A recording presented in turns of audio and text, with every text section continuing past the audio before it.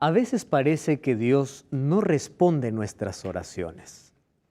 ¿Cuántas veces hemos ido a clamar, a llorar, y allí de rodillas, con lágrimas en los ojos, hemos hecho a Dios un pedido? ¿Por qué a veces no sentimos sus respuestas?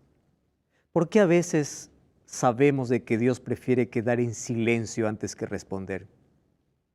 Esa será una pregunta que hoy responderemos en nuestro programa aquí en Biblia Fácil. Bienvenido.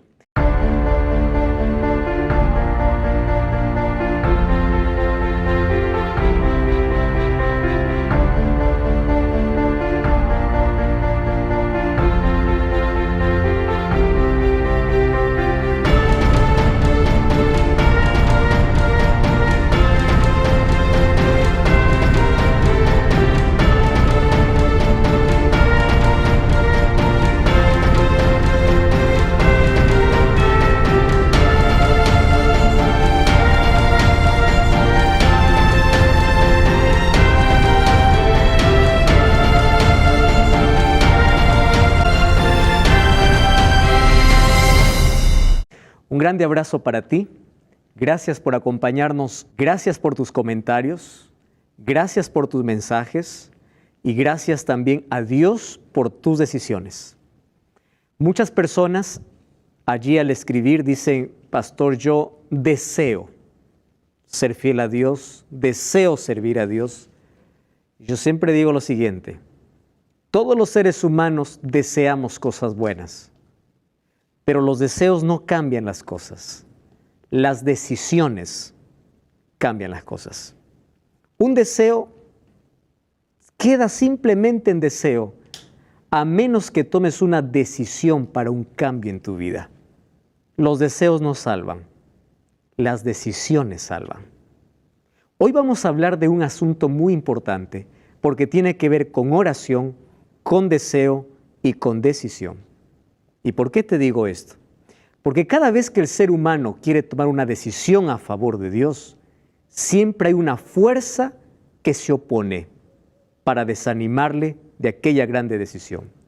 El enemigo siempre ha querido interponerse en los planes de Dios y en las decisiones de los seres humanos. Una vez más, bienvenido y felicito la decisión que tú has tomado de ser fiel a Dios.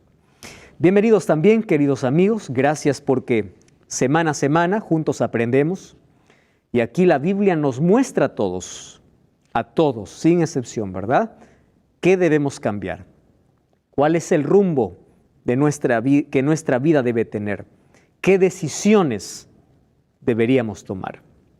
Hoy vamos a hablar acerca de una visión muy importante, Daniel en el río Tigris. Recordarles solamente que Daniel, a estas alturas, cuando él está escribiendo ya el capítulo 10, ya tiene 90 años de edad.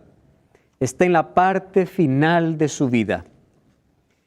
Toda su vida fue fiel a Dios. Y la fidelidad, ¿por dónde comienza? Por una decisión. Yo comencé hoy el programa diciendo: los deseos no cambian las cosas. Todo el mundo desea, pero solo alcanzan aquellos que deciden. Y esto aplíquenlo para cualquier área de la vida.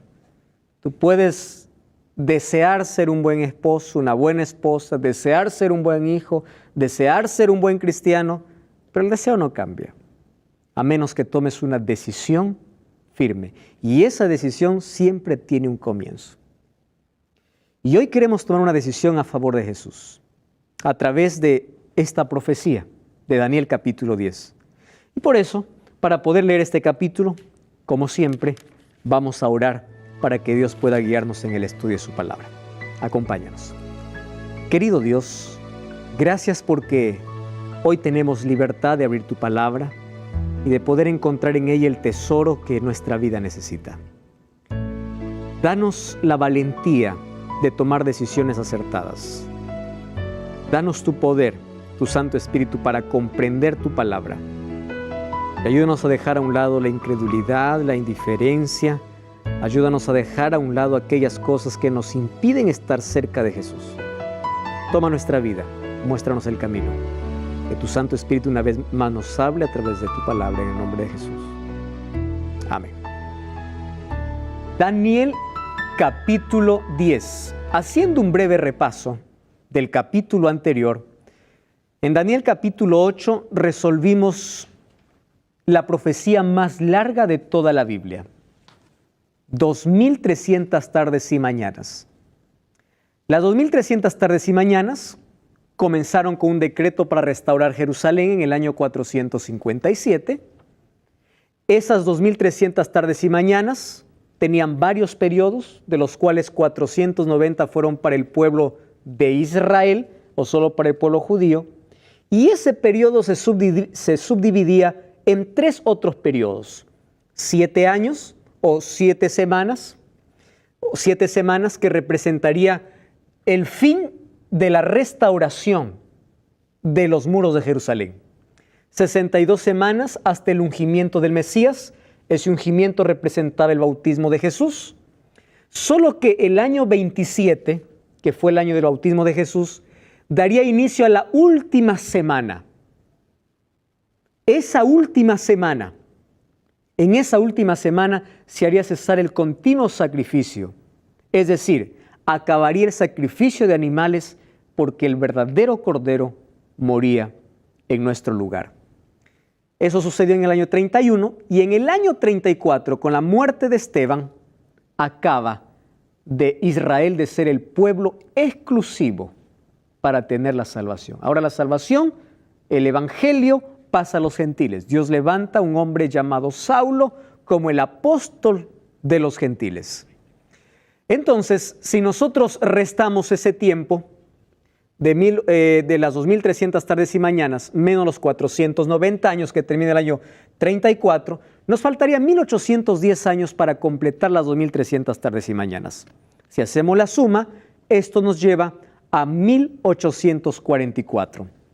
Les conté acerca del movimiento que se levantó en este planeta, en nuestra Tierra, no solo como resultado de Daniel 8:14, sino de Apocalipsis capítulo 10. Solo que con una interpretación equivocada. Ellos creían que la purificación del santuario se refería a la tierra. Ahora les pregunto, ¿ellos estaban con la fecha equivocada? No. Ellos tenían la fecha correcta, pero el evento estaba equivocado. ¿Por qué el evento? Porque en 1844 Jesús no vendría a la tierra, sino Jesús asumiría una nueva función, que es la función de purificar el santuario y de ser nuestro abogado como sumo sacerdote, y desde allí nosotros vivimos un juicio, cual se llama el juicio investigador. Ahora fíjense lo que dice el libro de Apocalipsis capítulo 14. Podemos abrir la Biblia. Apocalipsis capítulo 14. Porque esta es una revelación tan importante, hablando acerca del pueblo de Dios en el tiempo del fin. Vamos a leer en el versículo 6, o desde el versículo 6 en adelante. Dice así: en medio del cielo vi volar a otro ángel. Cuando dice que un ángel vuela, en Apocalipsis se refiere a la urgencia del mensaje. ¿Recuerdan qué cosa era alas? Velocidad. La rapidez del mensaje. Entonces, ¿qué significa eso? Que este ángel tenía un mensaje urgente. Solo que lo que me impresiona de este ángel es esta palabra. Tenía el evangelio, ¿qué cosa dice? Eterno. Ahora, piensen conmigo en lo siguiente.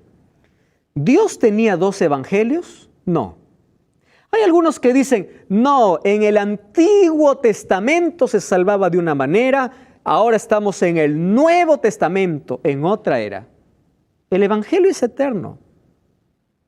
La salvación siempre fue por gracia. Los judíos intentaron en un momento de su existencia alcanzar la salvación por la ley, que se volvieron legalistas. Es por eso que Jesús advirtió y vino para enseñar cómo debe guardarse la ley. Aquel que piensa que es salvo por la ley está perdido. Porque la obediencia a la ley no da salvación. La obediencia a la ley, ¿qué cosa es? El resultado, no la causa. ¿Correcto? Entonces, el Evangelio es eterno, el Evangelio es uno solo. No existen dos evangelios. La salvación es por gracia y el fruto de esa gracia es obediencia, es la fe. Efesios 2:8 dice, porque por gracia sois salvos por medio de la fe. ¿Qué significa eso? ¿Qué significa fe? Ah, no, pastor, fe es creer en Dios. ¿Están de acuerdo con eso, sí o no? Santiago 2:19 dice, el diablo también cree y tiembla. Quiere decir que el diablo se salva. La fe va más allá de una creencia.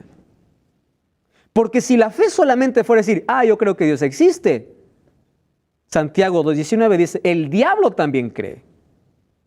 La fe me lleva a más allá de creer. La fe me lleva a una confianza absoluta en la Biblia. Y la fe me lleva como consecuencia a la obediencia. ¿A quién se le llama padre de la fe? Abraham. ¿Se acuerdan de Abraham? El padre de la fe. Amigo de Dios. El hombre de fe, el padre de la fe, ¿qué cosa me enseña? A obedecer. ¿Recuerdan qué le pidió Dios a Abraham? Que le ofrezca a su hijo. ¿Lo dio o no? Sí. Por fe. La obediencia está ligada ¿a qué? A la fe. Pero la obediencia es el resultado. ¿Correcto? No la causa. ¿Quién es el único Salvador? Cristo. Muy bien. El Evangelio es eterno. Para predicar a los habitantes de toda la tierra, toda nación, tribu, lengua y pueblo. Y decía a gran voz, ¿qué cosa decía? Temed a Dios y dadle gloria, porque la hora de su juicio, ¿qué cosa? Llegó. ¿De qué momento está hablando? De este juicio investigador. Ha llegado. ¿En qué momento se coloca Apocalipsis 14? Después de Apocalipsis 10. ¿Saben qué cosa sucedió en Apocalipsis 10, verdad? El librito dulce y amargo, ¿se acuerdan? Después entonces, Dios levantaría un movimiento para el tiempo del fin, para que diga, ahora ya no esperamos la hora de su juicio, sino que ya llegó. Ya estamos viviendo en la hora del juicio. Ahora tú empiezas a revisar qué iglesia habla del juicio. La hora de su juicio ha llegado. ¿Y qué más dice?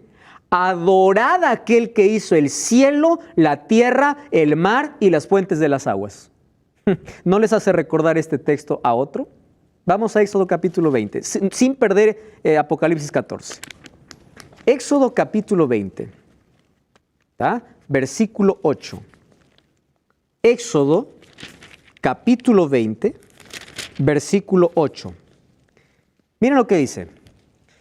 Acuérdate del sábado para santificarlo. 6 días trabajarás y harás toda tu obra. El séptimo día reposo para Jehová tu Dios. No hagas en él obra alguna, tú, ni tu hijo, ni tu hija, ni tu sierva, ni tu criado, ni tu bestia, ni el extranjero que está entre tus puertas. Versículo 11, ¿qué dice? Porque en 6 días hizo Jehová los cielos y la tierra, el mar y todo lo que en ellos hay. A ver, vamos nuevamente a Apocalipsis capítulo 14, versículo 6. O que versículo 7. ¿Qué cosa dice? Adorad a aquel que hizo el cielo, la tierra, el mar y las fuentes de las aguas. ¿De dónde está tomando este texto? De Éxodo 20. Ahora ustedes entienden por qué el sábado no tiene que ver con otra cosa sino con adoración. Quiere decir, el pueblo de Dios que levantaría en 1844 tendría este mensaje. Su juicio llegó. ¿Cuál es el otro mensaje? Adora a Dios como Él quiere. Aquel que dice yo soy salvo por gracia, amén, aleluya. La gracia tiene que llevar a una adoración correcta. Porque esto es Biblia, eso dice la Biblia. ¿Y qué más dice este pueblo? Otro ángel le siguió diciendo, ha caído la Babilonia. ¿Qué cosa es Babilonia? La confusión, la mezcla de tantas creencias y religiones, etcétera, etcétera. Versículo 9. Si alguno adora a la bestia a su imagen y recibe la marca en su frente, en su mano, también beberá del vino de la ira de Dios. Versículo 12, miren lo que dice. Hablando de ese pueblo, aquí está la paciencia o perseverancia de los santos, los que guardan los mandamientos de Dios y la fe de Jesús. ¿Está claro acerca del movimiento del pueblo que Dios levantó después de 1844? Con un mensaje profético. Apocalipsis 14. Ese es el Evangelio eterno. Muy bien. Ahora fíjense lo que ocurre. Daniel capítulo 10. Vamos a Daniel ahora, porque ahora vamos a encontrar una visión interesante en Daniel capítulo 10, versículo 1 al 3. Allí dice así: era en el tercer año de Ciro, rey de Persia, que fue revelada palabra a Daniel. Me encanta cómo Daniel aquí empieza a dialogar con su lector y dice: ese Daniel es llamado Belsasar. ¿Es que le gustaba el nombre Belsasar? No. Yo le voy a explicar por qué escribió así Daniel. Dios lo inspiró para que escriba así. ¿Saben por qué? Porque hay algunos hoy que se levantan y dicen: no, el Daniel de las profecías no es el mismo Daniel de la historia. Ustedes ya saben que hay muchos que se levantaron diciendo: las profecías alguien lo añadió. Daniel no pudo escribir eso. Y aquí Daniel es claro en decir: a ver, vamos poniendo en claro las cosas. Yo soy el mismo Daniel del capítulo 1. ¿Está bien? No es otro. Al que lo llamaron Belsasar, ese soy. Y yo estoy escribiendo, solo que ahora estoy al final de mis días. La palabra es verdadera. ¿Y qué más dice? El conflicto es grande, pero él comprendió. Esta vez él sí entendió la palabra y tuvo inteligencia en la visión. De ahí dice que él estaba afligido por espacio de 3 semanas, no comió manjar. Cuando habla de carne, está hablando de carnes limpias, y cuando dice que no bebió vino, está hablando del jugo de uva. Es decir, él mismo empezó a orar y ayunar, pero no porque no entendía. Ahora él comprendía. Pero ¿qué cosa es lo que él entendió? Que el conflicto era grande. ¿De qué conflicto está hablando? Vamos a ver lo que dice el versículo 12. ¿Está bien? Miren, él comprendió la palabra, pero estuvo afligido, dice, por 3 semanas. ¿Qué cosa tanto le afligió a Daniel? Vamos al capítulo 12. Entonces me dijo así: Daniel, no temas, porque desde el primer día que dispusiste tu corazón a entender y a humillarte en la presencia de tu Dios, fueron escuchadas tus palabras. ¿Existe alguna oración que Dios no responda? ¿Existe alguna oración que Dios no escuche? Generalmente nuestras oraciones se basan en 3 pedidos: necesidades, deseos y espirituales. Si ustedes se fijan en Mateo capítulo 6, cuando Jesús nos enseñó a orar, Jesús no nos enseñó a orar comenzando por pedir. Miren cómo nos enseñó a orar. Todos sabemos el Padre Nuestro. Padre nuestro que estás en los cielos. ¿Cuál es el primer pedido de la oración? Espiritual. Santificado sea tu nombre. ¿Se pusieron a pensar en eso? No dice: Padre nuestro, dame comida. El pan está como 4.º pedido. Quiere decir que el nombre de Dios no es santo. ¿Por qué dice santificado sea tu nombre? Si su nombre ya es santo. ¿Saben lo que está enseñando Jesús en el Padre Nuestro? Que tu nombre sea santificado en mi vida, porque yo te represento. Es decir, el primer pedido es espiritual. Ayúdame a ser un cristiano verdadero. Y de allí recién vienen las necesidades y todo lo que nosotros podemos pedir. Ahora, eso no significa que Dios no escuche un grito desesperado de una emergencia. Claro que lo escucha, porque Él ya sabe y solo está necesitando o está queriendo que tú le pidas ayuda y Dios te va a ayudar. Pero saben, Dios siempre responde a nuestras oraciones, lo hemos escuchado muchas veces, de 3 maneras. Sí, no y espera, solo que el ser humano no le gusta esperar. Mucho más en nuestra generación que es inmediatista. Yo quiero ya y ahora. Si no, no me des, ¿verdad? Muy bien. Solo que ese no de Dios o esa espera de Dios nos desespera a nosotros. ¿Y saben por qué?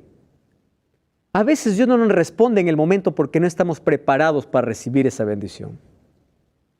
Otras veces Dios nos va a decir que no porque no nos conviene, aunque para nosotros sea lo mejor. Dios, que conoce el futuro, te dice: no te conviene. Lo que yo me estoy acordando es de una historia que alguien me contó. Estaban ahí en el cuarto jugando 2 hermanitos, un más grandecito y la otra más pequeña. La mamá estaba en la cocina, allí picando, pelando las papas para cocinar. De pronto escuchó que la nenita, empezó a llorar en el cuarto. Y la mamá pensó que el hermano le estaba molestando. Y le dice, ¿qué quiere tu hermana? Y su hermanito le dice, mamá, yo no puedo darle lo que ella quiere. Y la mamá, como no estaba viendo, le dice, dale, no importa, dale para que no llore. Entonces el hermanito le dio lo que la niña quería y dentro de un segundo empezó a llorar más. Y le dice, ¿qué cosa tiene ahora tu hermana? Mamá, tú me dijiste para darle lo que ella quiere. ¿Qué cosa quería? Una abeja. Y claro, tomó la abeja, le picó la abeja y empezó a llorar más. Los seres humanos somos así. A veces le pedimos a Dios una abeja y Dios dice, no, te va a picar. No, pero yo quiero. Y si nosotros nos sometemos a la voluntad de Dios, vamos a entender el porqué. Y los muchos porqués que no entendamos en la tierra, Dios nos mostrará en el cielo. Dios responde oraciones. Aquí dice, yo escuché desde el primer momento. Pero mira, hay un conflicto. ¿Qué conflicto está hablando? Vamos a ver Efesios capítulo 6, versículo 12. Me encanta este texto. Efesios capítulo 6. No pierdan Daniel. Efesios capítulo 6, versículo 12. Este texto me habla de una realidad que ustedes y yo vivimos todos los días. Efesios capítulo 6. Dice así, por tanto, no tenemos lucha contra sangre y carne, sino contra principados, potestades, gobernadores de tinieblas de este mundo, huestes espirituales de maldad en las regiones celestes. Por tanto, tomad la armadura de Dios para que resistas en el día malo. Y cuando resistes el día malo, no tires la toalla. Tienes que estar firme. Quiere decir, cuando tú tienes una victoria, dices, amén, victoria. Ten cuidado porque ahí puedes caer. ¿De qué está hablando entonces Daniel capítulo 10? Dice, había un grande conflicto. ¿De qué tipo de conflicto está hablando? ¿O qué tipo de conflicto es? Un conflicto espiritual. ¿Y de qué se trataba ese conflicto? Y miren lo que dice el versículo 13. El príncipe del reino de Persia se me opuso durante 21 días, pero Miguel, uno de los principales, vino para ayudarme y quedé allí con los reyes de Persia. He venido para hacerte saber lo que ha de sucederle a tu pueblo en los últimos días, porque la visión es para esos días. Wow, aquí me presenta ya no dos bestias, ¿verdad? Me presenta dos nombres. ¿Qué nombre me presenta? Rey de Persia. ¿Y qué más me presenta? A Miguel. Para entender quién es el rey de Persia, yo tengo que entender primero quién es Miguel. ¿Correcto? Vamos a ver, porque ¿de qué trata este conflicto? ¿Quién es Miguel? Vamos a Daniel capítulo 10, versículo 21. Dice el versículo 21. Yo te declararé lo que está escrito en el libro de la verdad. Nadie me ayuda contra ellos sino Miguel vuestro príncipe. Como que se nombra aquí a Miguel como un príncipe. Muy bien, vamos al siguiente texto. Daniel capítulo 12, versículo 1. Dice así, en aquel tiempo se levantará Miguel, una vez más, el gran príncipe que está de parte de los hijos de tu pueblo. Wow, aquí se presenta a Miguel como ¿qué? Como libertador. ¿Está bien? Miguel es un libertador. ¿Qué cosa más? Vamos a Apocalipsis capítulo 12, aquí nos esclarece más. Apocalipsis capítulo 12, versículo 7. 12:7 dice, entonces hubo una guerra en el cielo. Miguel, wow, aquí aparece el nombre otra vez. Miguel y sus ángeles luchaban contra el dragón y luchaba el dragón y sus ángeles, pero no prevalecieron ni se halló lugar para ellos en el cielo y fue lanzado afuera el dragón, serpiente antigua, diablo y Satanás. ¿Quién es Miguel entonces? Cristo.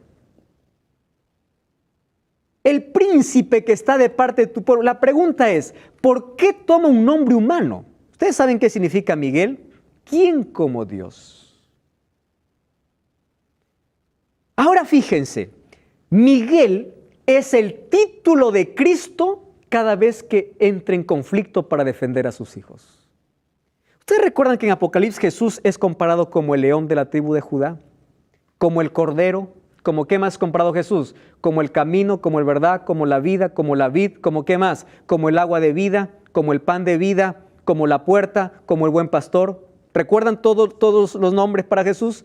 Correcto. Ahora, cada vez que Él está peleando para favorecer a su pueblo, ahora nada de eso. Ahora se presenta como el general de todas las huestes angelicales. ¿Con qué nombre? Miguel. El príncipe. Entonces, si Miguel es el príncipe, quiere decir que el rey de Persia no puede ser humano. Tiene que ser también otro ser espiritual.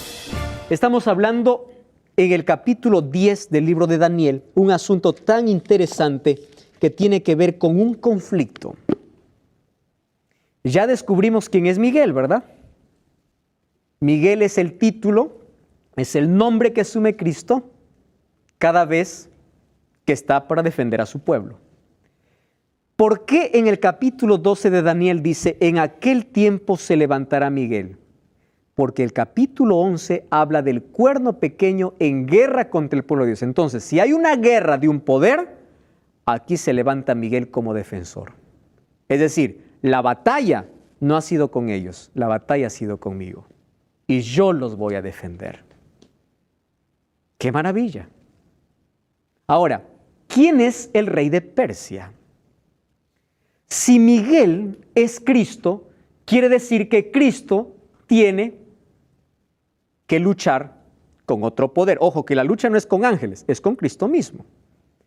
¿Quién está hablando con Daniel? Gabriel. Y Gabriel dice, mira, 21 días, ¿recuerdan ahí el texto? Versículo 13, el príncipe del rey de Persia se me puso durante 21 días, pero Miguel vino para ayudarme. Quiere decir que quien estaba peleando con el ángel no era otro ángel. ¿Quién era? Satanás. Tanto así que él necesitó que venga Miguel, el príncipe de los cielos. Ahora, fíjense, Satanás aquí se representa como el rey de Persia. ¿Cómo poder entender este asunto, no? Muy bien. Ustedes sabían que no es la única referencia en la Biblia donde se usa un nombre de una persona para hacer referencia a Satanás. No es este el único nombre. Vamos a Ezequiel capítulo 28, versículo 11. Vamos a ver qué dice Ezequiel. Capítulo 28, versículo 11. Ese texto es interesante. Dice así: vino a mí palabra de Jehová diciendo, hijo de hombre, entona lamentación sobre el rey de Tiro. ¿Para quién es este mensaje? Para el rey de Tiro. Y dile, así ha dicho Jehová el Señor, tú eras el sello de la perfección, lleno de sabiduría y de acabada hermosura. En el Edén, en el huerto de Dios estuviste. De toda piedra preciosa era tu vestidura, de cornerina, topacio, jaspe, crisólito, berilo y onice, zafiro, carbunclo, esmeralda, oro. Los primores de tus tamboriles y flautas fueron preparados para ti en el día de tu creación. Tú, querubín protector, yo te puse en el santo monte de Dios. Yo pregunto, ¿Tiro estuvo en el santo monte de Dios? Tiro fue vestido con todo lo que está mencionando aquí. ¿Tiro existía cuando estaba creando allí en el Edén o antes de la creación del Edén? Claro que no. Pero toma el nombre del rey Tiro para hablar ¿de quién? De Satanás. De la caída de este querubín. De paso, Tiro nunca fue un querubín. Tú, querubín protector. Entonces, aquí está solo tomando el título del rey de Persia. ¿Por qué? Porque Daniel está viviendo en esos días.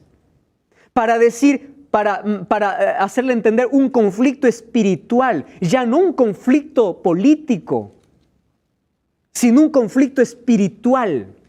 Ahora, ¿cuál era el problema? Yo les comenté en un capítulo anterior que Jerusalén tuvo 3 invasiones por Nabucodonosor, rey de Babilonia. Daniel fue llevado en el año 605, Pero en el año 597, una vez más, regresa Nabucodonosor, ya no para conquistar, está conquistado Babilonia, para llevar más cautivos y para destruir. Solo que en el año 586, ¿sabe qué cosa hace? Destruyen el templo. ¿Qué templo? De Salomón. El glorioso templo. Los judíos, al ver que venía la invasión, ellos escondieron el arca. ¿Recuerdan el arca dónde estaba? En el lugar santísimo. Lo escondieron. Y cuando fue destruido el templo, el arca estaba escondida. Porque era su adoración a Dios. A través de ello adoraban a Dios. Ahora, fíjense una cosa. La ciudad de Jerusalén estaba en ruinas. ¿Se acuerdan la profecía de las 2300 tardes y mañanas? ¿Por qué necesitaba ser reconstruido los muros y la ciudad de Jerusalén? Porque estaba en ruinas. Fue destruida por completo. Muy bien. ¿Qué sucedió entonces con Daniel? Daniel empezó a estudiar la profecía. ¿Recuerdan ustedes que solamente 70 años ellos debían estar allá? En Babilonia. Y Daniel empezó allí a hablar con Dios y le dice, Señor, ya son 70 años. Muy bien. Mientras Babilonia era imperio, la profecía estaba que el pueblo de Israel iba a ser cautivo. Pero ahora ya no estaba Babilonia. ¿Quién estaba? Estaba Ciro. Y Ciro conquistó Babilonia un 12 de octubre del año 539. Correcto. Ahora, ¿qué sucedió con Ciro? Aquí viene el conflicto. Ciro tenía que dar una orden que todos los judíos regresen ¿a dónde? A Jerusalén. Así estaba profetizado y así se cumplió. Quien dio la orden para regresar, ¿quién fue? Fue Ciro.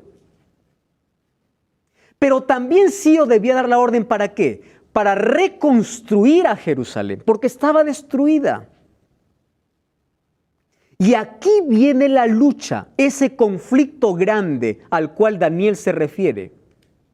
¿Y saben cuál era el conflicto?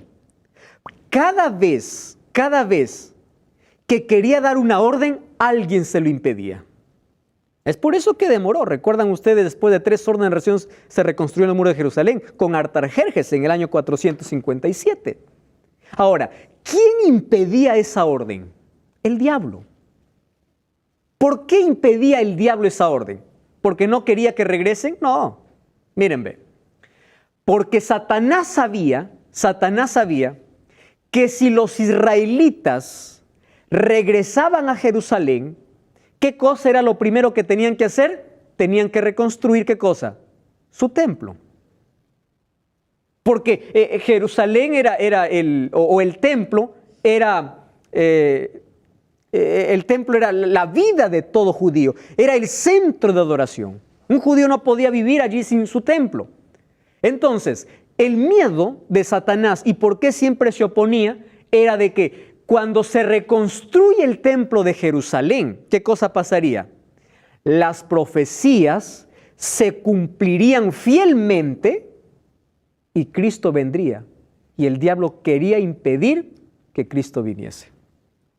Entonces, la lucha no es militar, la lucha es en la mente. ¿De quién?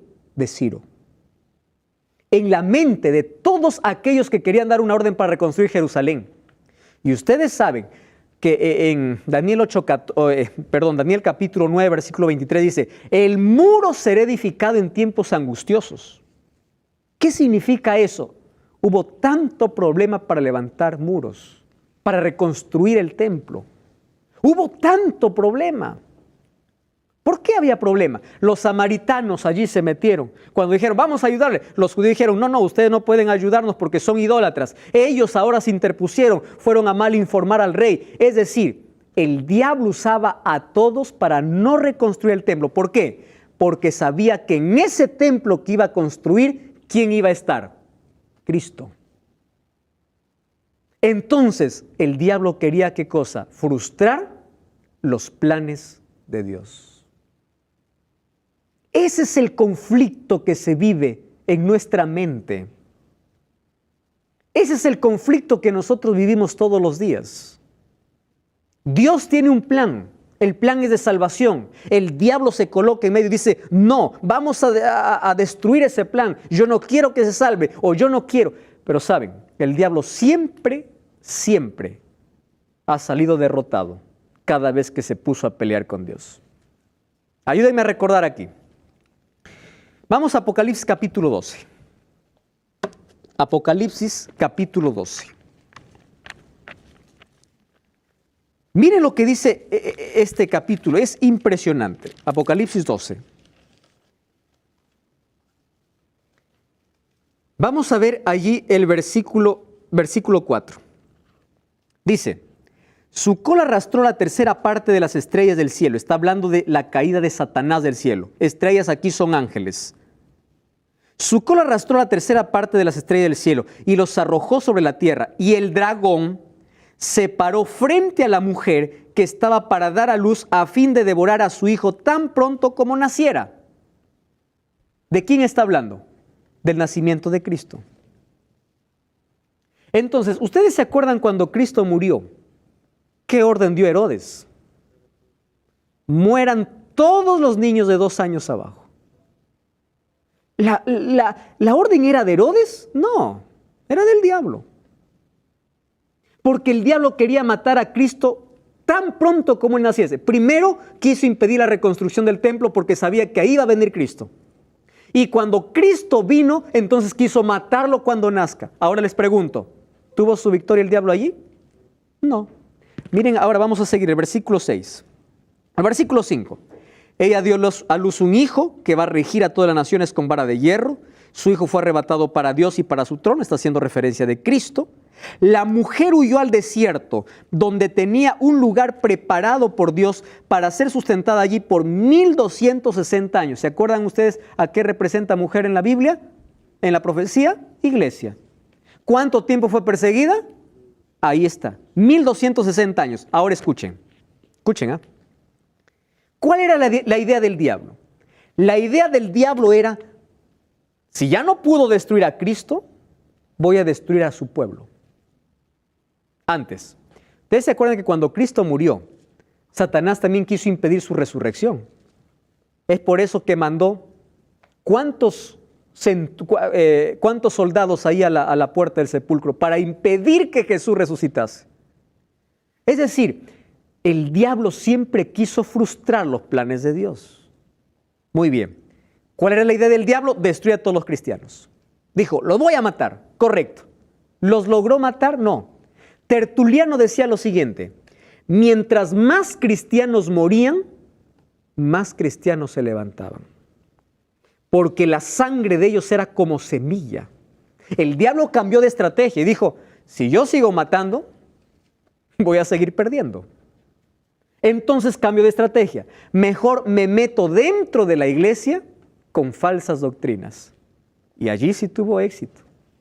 Porque hay muchos que creen adorar a Dios cuando están adorando al otro poder. Cambió de estrategia. Ahora piensen conmigo. El diablo fue derrotado aquí. Fue derrotado cuando planificó matar a Jesús. Fue derrotado cuando resucitó Jesús. Fue derrotado cuando pensó perseguir a la iglesia.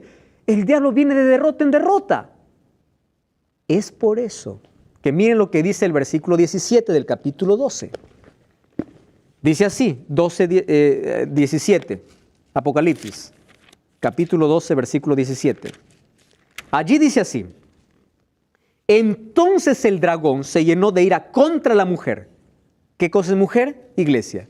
Y se fue a hacer guerra contra el resto de la descendencia. ¿Qué significa resto? Remanente.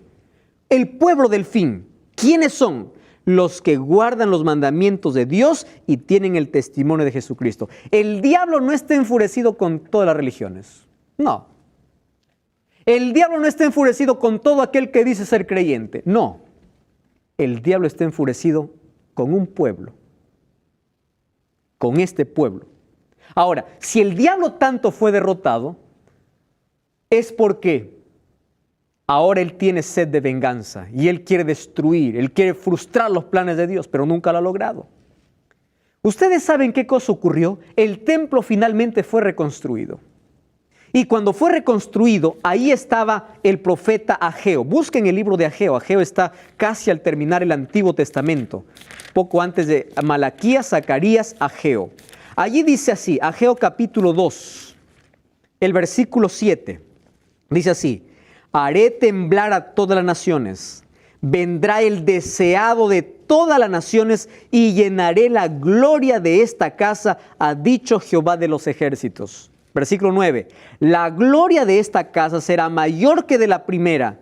Así ha dicho Jehová de los ejércitos, y daré paz a este lugar, dice Jehová. Miren, cuando se reconstruyó el templo, habían dos grupos de judíos. Un grupo de judíos que decía: oh, este templo, pobrecito, se llamó el templo de Zorobabel. Era un templo que no tenía la gloria del templo de Salomón. Y había otro grupo de judíos que no había conocido el templo de Salomón y decía: ¡qué bonito! Ahora vamos a ver cómo se hacen los sacrificios. Entonces, aquí se levanta el profeta Ageo para hablar a aquel grupo de descontentos que estaban comparando este templo con el templo de Salomón. Y le dice: espera un momento. Dice así Jehová: este templo será mayor que el de Salomón. ¿Por qué? Porque en este templo, ¿quién entrará? El deseado de todas las gentes. ¿Quién era el deseado de todas las naciones? Cristo. Porque la gloria del templo no se encontraría en la infraestructura, sino en quién entraría a ese lugar. Es por eso que el diablo impedía la reconstrucción. La Biblia dice que Jesús vino en el tiempo exacto, y por más que el diablo trató de frustrar los planes de Dios, nunca lo logró. Finalmente, en Daniel capítulo 10, versículo 4 al 8, ¿sabe cómo termina ese capítulo? Impresionante. En la fase final de su vida, Daniel vio la presencia de Dios. O vio a Jesús. Dice que allí vio a un hombre vestido de lino, con sus hombros ceñidos de oro, sus ojos como antorchas de fuego, sus pies como de bronce, su voz como estruendo de muchas aguas. ¿A quién vio al final de sus días? A Cristo. Ese Miguel libertador, ese príncipe de los ejércitos, ahora se presenta para fortalecer a Daniel y le dice: Daniel, tú no temas. Probablemente el diablo intente frustrar todos tus planes, o los planes que Dios tenga para ti. Pero si te colocas en las manos de Dios, jamás lo logrará. El diablo está derrotado, querido. Cristo lo venció en la cruz. Él viene de derrota en derrota. La única victoria que va a tener en esta tierra es cuando tú le cedes tu vida. Esa es la única victoria, porque Él sabe que ya es un ser derrotado. Hoy yo te voy a invitar para que formes parte del ejército de Dios, donde está el gran Miguel, donde está Jesucristo, aquel que defiende a su pueblo, aquel que tiene el control de toda la historia, aquel que está llevando la historia hacia un final feliz. Hoy quiero invitarte a tomar una decisión. Y esta decisión probablemente esté siendo interrumpida por el diablo, porque cada vez que tú quieres tomar una decisión por Cristo, el diablo viene, ese conflicto entra a tu mente. Todavía no es tiempo, no te apures, después lo harás. Tú no sabes si después hay vida. Por eso hoy es el día para tomar una decisión por Jesús. Yo te pregunto, ahí en tu corazón, ¿quién tiene la victoria? ¿Cristo o Satanás? Eso tú lo decides. El libro de Primera de Corintios, capítulo 10, versículo 16. Me dice algo tan interesante que hoy quiero compartirlo contigo. Allí, cuando habla acerca de que tú y yo ahora somos ese santuario donde Dios quiere morar. Ahora eres tú, es tu cuerpo, es tu corazón, es tus pensamientos, es tu vida donde Cristo quiere estar. Antes la gloria del Señor se posaba sobre un santuario. Hoy Dios quiere resplandecer en tu vida. Y la Biblia dice que tú y yo somos el templo del Espíritu Santo. 1 Corintios 6:19 dice: ¿no sabéis que vosotros sois el templo del Espíritu Santo, donde Dios quiere morar? ¿Tú ignoras esto? Dios quiere vivir en tu corazón. Es por eso que en Apocalipsis 3:20 dice: yo estoy a la puerta y llamo. Y si alguno oye mi voz y abre la puerta, entraré a él, viviré con él y él conmigo. El versículo 20 de 1 Corintios 6 dice: habéis sido comprados por precio. Glorifiquen a Dios con vuestro cuerpo y vuestro espíritu. Hoy la presencia de Dios ya no está en un santuario, ya no está más en un templo. Quiere estar en ti, en tu corazón, en tu vida. Quiere resplandecer en ti. Y ese es un desafío. Dios está tocando la puerta. Hace mucho tiempo. Dios está invitándote a su reino. Dios quiere morar en tu corazón. Ahora te pregunto, ¿seguirás cerrando tu puerta?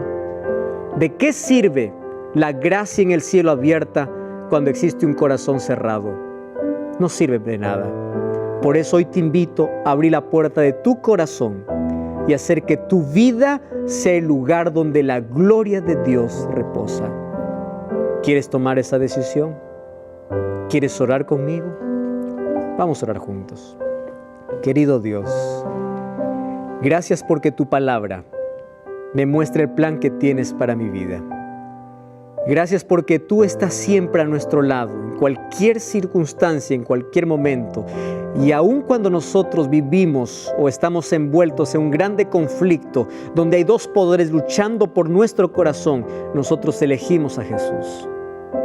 Y aunque el diablo quiera frustrar los planes de salvación, así como quiso frustrar la construcción del templo, no podrá frustrar los planes que tienes para nosotros, porque hoy te permitimos que puedas entrar en nuestra vida. Acepta nuestra decisión, toma nuestro corazón y que tu gloria resplandezca en nuestra manera de vivir. Abrázanos hoy, Señor, en el nombre de Jesús. Amén.